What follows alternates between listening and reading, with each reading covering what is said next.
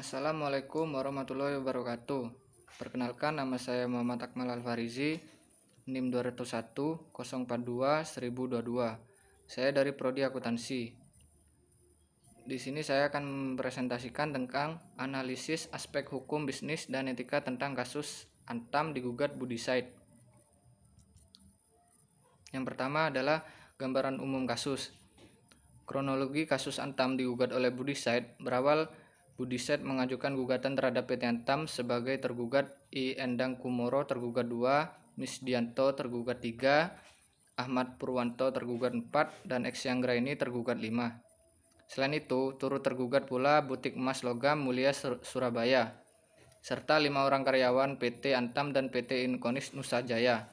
Dalam tuntutannya, Budisaid menggugat PT Antam untuk membayar kerugian materi sebesar 800 miliar dan imateri 500 miliar. Dalam persidangan pada Selasa 8 September 2020, Ketua Majelis Hakim Martin Ginting sempat menanyakan kepada saksi Edi Prasaja terkait dengan apakah PT Antam memiliki broker yang diangkat secara resmi. Tidak ada, yang mulia, PT Antam hanya memiliki staf marketing, jawab X Edi. Setelah persidangan, kepada wartawan, kuasa hukum PT Antam Tbk Fritz Meon Sirait SH menegaskan bahwa kliennya sudah menyelesaikan kewajiban sebagai penjual kepada Budisaid terkait pembelian 7 ton emas itu yang dijanjikan oleh X Yanggraini, sedangkan PT Antam Tbk tidak tahu menahu perjanjian antara X Yanggraini dengan Budisaid. Tidak ada istilah broker di PT Antam.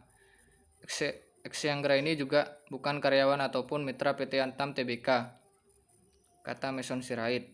Diberitakan antara Rabu 30 September 2020. Lalu kuasa hukum PT Antam Fred Meson Sirait mengungkapkan masalah emas PT Antam ini berawal dari seimbangnya catatan stok dan dana masuk di perusahaan ini sekitar akhir tahun 2018. Yang kedua, analisis. Berdasarkan pasal 1365 KUHP Perdata, tiap perbuatan yang melanggar hukum dan membawa kerugian kepada orang lain mewajibkan orang yang menimbulkan kerugian ini karena kesalahannya untuk mengganti kerugian tersebut. Maka X Yanggraini dalam hal ini sebagai pihak ketiga tuntutannya harus bertanggung jawab atas penipuan yang dilakukannya sendiri. Namun, muncul pertanyaan mengenai hubungan pertanggungjawaban PT Antam atas pihak ketiga, di mana pihak ketiga pekerja sebagai karyawan PT Antam. Dalam hal ini perlu ditinjau terlebih dahulu mengenai hubungan hukum antara PT Antam dengan pihak ketiga tersebut.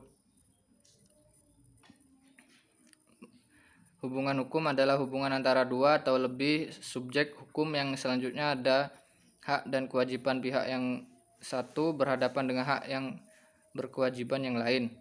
Hukum sebagai peraturan-peraturan yang mengatur hubungan soal memberikan hak kepada subjek hukum untuk berbuat sesuatu dan menurut sesuatu yang diwajibkan oleh hak tersebut, serta terlaksananya hak dan kewajiban dijamin oleh hukum dalam kasus ini sebelumnya. Majelis Hakim PN Surabaya sudah menjatuhkan pidana penjara 3 tahun 10 bulan kepada X Yanggraini, terdakwa penipuan jual beli emas batangan Antam yang merugikan Budisaid sebesar 573 miliar. X dianggap sebagai otak jual beli emas itu dinyatakan Majelis Hakim terbukti secara sah dan meyakinkan melanggar pasal 378 KUHP tentang penipuan.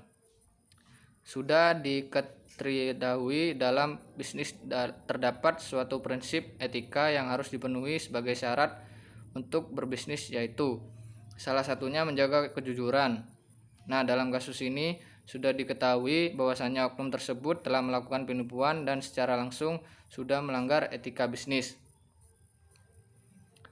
Terdakwa penipuan jual beli emas batangan Antam yang merugikan Budisaid sejumlah 573 miliar. X dianggap sebagai otak jual beli emas itu dinyatakan Majelis Hakim terbukti secara sah dan meyakinkan melanggar pasal 378 KUHP tentang penipuan. Sudah diketahui dalam bisnis terdapat suatu prinsip etika yang dipenuhi sebagai syarat untuk berbisnis, yaitu salah satunya menjaga kejujuran. Nah, dalam kasus ini sudah diketahui bahwasannya oknum tersebut telah melakukan penipuan dan secara langsung sudah melanggar etika bisnis. Sekian presentasi dari saya. Assalamualaikum warahmatullahi wabarakatuh.